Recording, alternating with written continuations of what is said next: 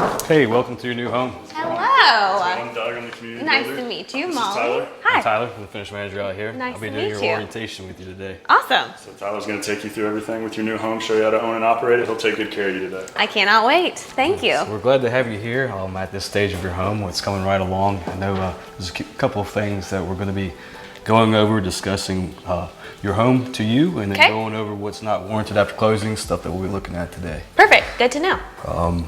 So I guess let's begin just by going over this. Okay. Here. This is your warranty booklet. Your warranty booklet's going to go into extreme detail over everything involved in your home, on what to expect after you close, what not to expect after you close. Okay. This is going to be a little bit of homework that I'm giving to you today. So I want you to read through this. Everyone your loves homework. First and second walkthrough.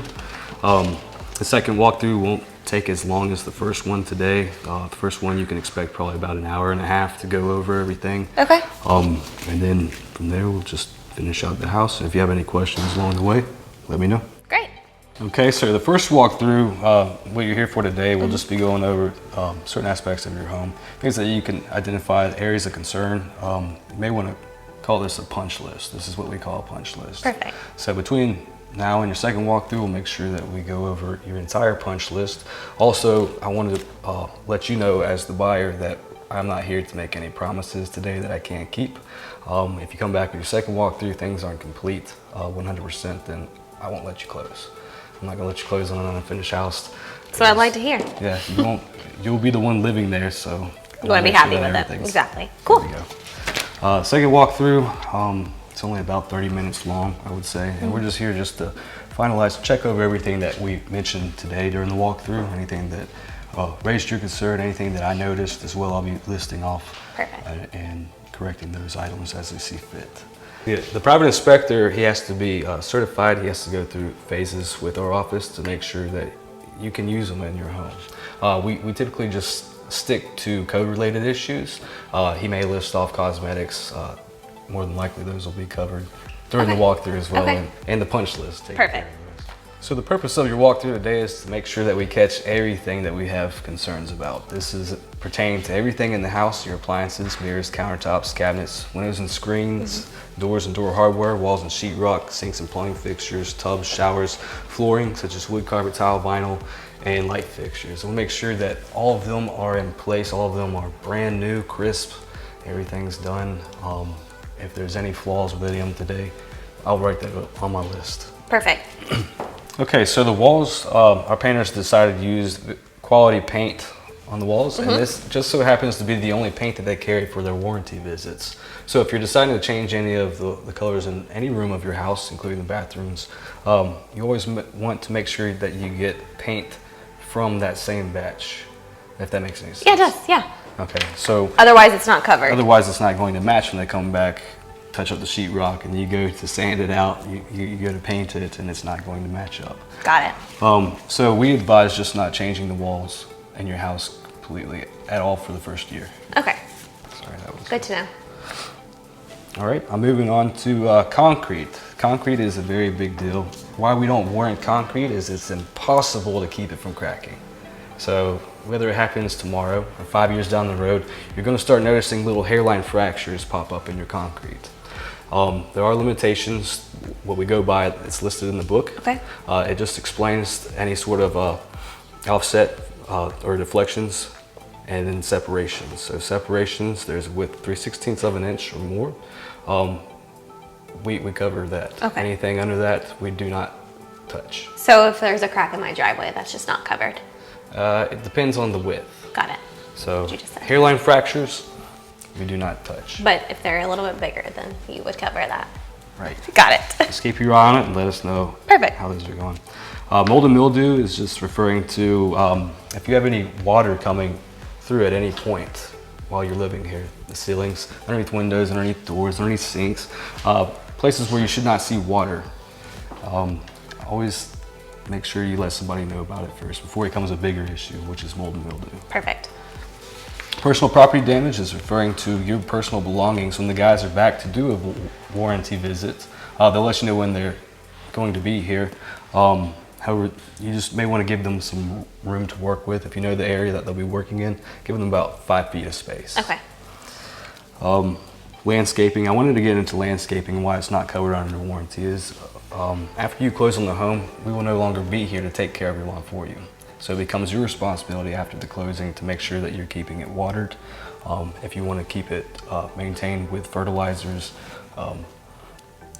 pre-emergent treatments, things of that nature, that's up to you. But we do not warrant landscaping unless you are holding water for longer than 72 hours. Okay.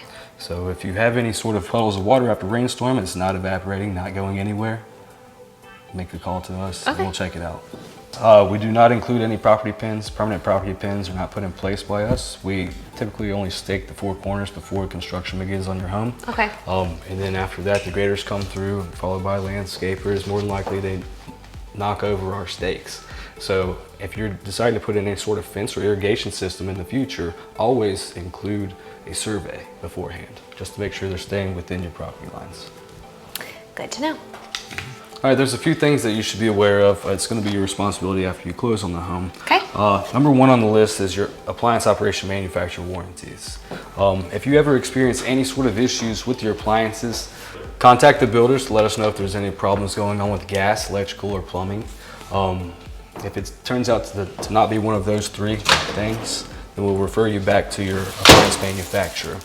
So after you move in, Get all these manuals. you get all these manuals Okay. with warranty information. You can either fill them out online or fill them out and send them in through the U.S. Postal Service. Okay.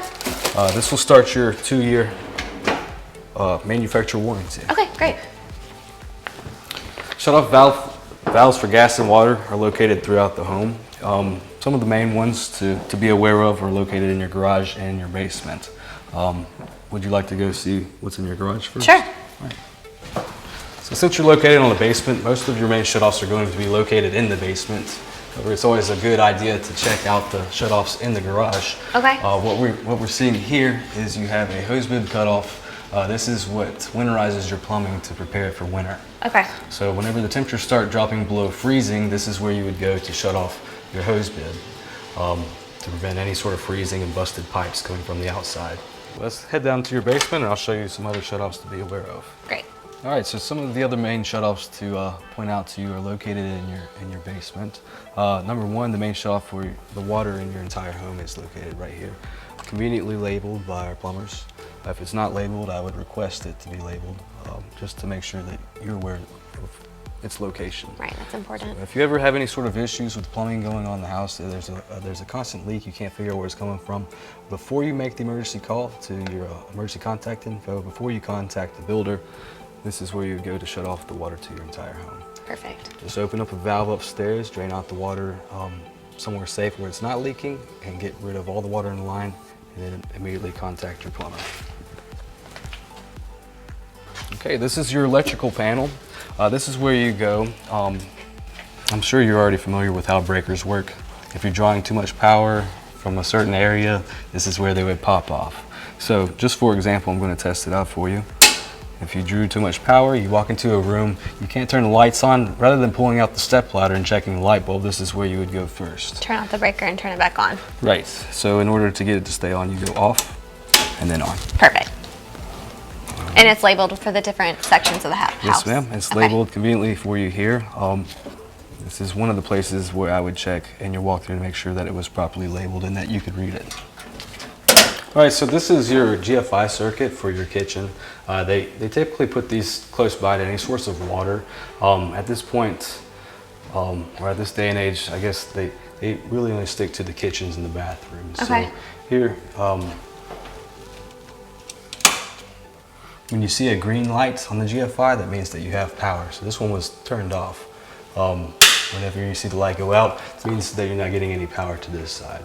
So if you plug in like a blender or a food processor is not working, always check your GFIs. Great. You said in here and then the bathroom. The bathrooms are all linked back to a single GFI. Okay. And more than likely it's located in the bathroom closest to the breaker panel. Got it. So it would be this one in the downstairs bathroom. Okay. All right, so I want to go over a little bit with you your mechanical systems. Okay. We highly recommend changing out the filters in your home for the first 3 months that you're in the house living, every single month. And that's just to get rid of any sort of construction dust, debris blowing around the ducts. We do have a duct blast come through and they clean it out somewhat, but always stick to the once every month for the first 3 months, and then after that, every 3 months.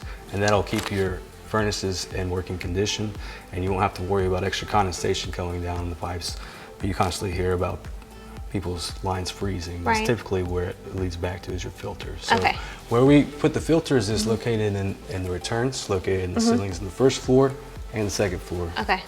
Typically you're going to see one down here in the family room, one in the hallway upstairs, and one in the main bedroom upstairs. Okay, so 3 different locations. All right, so for each level you have a control panel here called a thermostat. The thermostat's typically located in the main living area of the home, and then also in the main bedroom upstairs. Since we're on a dual system and you have 2 systems for downstairs, 2 systems for upstairs, this makes it really convenient for you to be able to control the temperature and any sort of time schedule that you go to work, come home, things of that nature. So it's a smart feature of the house It then? is a smart feature of the home. However, this is not Wi-Fi capable yet. Oh, darn. That's okay. All right, so with your home comes smoke detectors. The smoke detectors are all hardwired back to the breaker panel. Okay. You have smoke detectors in every single hallway and every single bedroom throughout the home. The ones in the hallway also detects carbon monoxide. Oh, great. If it ever detects carbon monoxide, it will alert the others to sound off. Okay. However, it will not tell you in the bedrooms that it's carbon monoxide. All of them will tell you when there's a fire going on. Since they're hardwired back to the breaker panel, occasionally we experience power loss throughout the neighborhood. If that ever happens, don't worry, these come with backup batteries within them. The ones in the hallways will take AA at this point, Okay. and the ones in the bedrooms take 9 volt. Okay. You may want to check with your electrical vendor just to make sure that they're using the same model smoke detectors. Okay. But it's always a good idea to keep backup batteries in a junk drawer somewhere, because when they run out of power, They'll start chirping. they start chirping, they talk to you every minute, it gets quite annoying. Yes, definitely. Outside of your home, you may notice there are what we call condensation pipes. So they're going to be the little CPVC pipes that run out next to your AC pads. Okay, so the condensation pipes are dropping close to 20 gallons of water per day Okay. next to your AC unit. This should be the only set of condensation lines where you're going to see constant water dripping out of. Okay. The other condensation lines that are located in your soffit and on one side of your houses, you should never see water dripping out of those. If you ever witness water coming from any other condensation pipes other than ones next to the AC pad, contact the proper vendor on your emergency contact list. Okay. Also follow it up with a claim online, and that will get you set on any repairs afterwards. Hopefully that won't be the case. Only condensation out of this one. Exactly. Hey, just as a side note, so you're aware of, you do have foundation drains. Okay. These are what gets rid of any sort of extra water hitting your basement walls. Even though your basement walls are waterproof, this is where all the extra water from the rainfall will be going.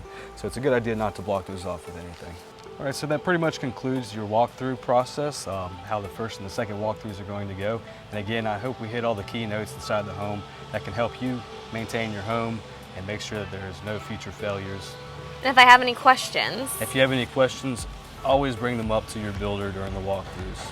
Never be afraid to ask any question. No question's a dumb question. and then afterwards, if I have any questions about what we just went through, I just contact the... You either contact your sales agent or we can arrange a meeting between you and construction with the sales Great. agent. Awesome. Perfect. Thank you. All right, no problem. Hi, my name's Matt DeCesaro and I run the Builder Division at Southeast Mortgage. We're proud to be partnered with Silverstone Communities. Make sure you contact Southeast Mortgage for all your needs at 770-279-0222.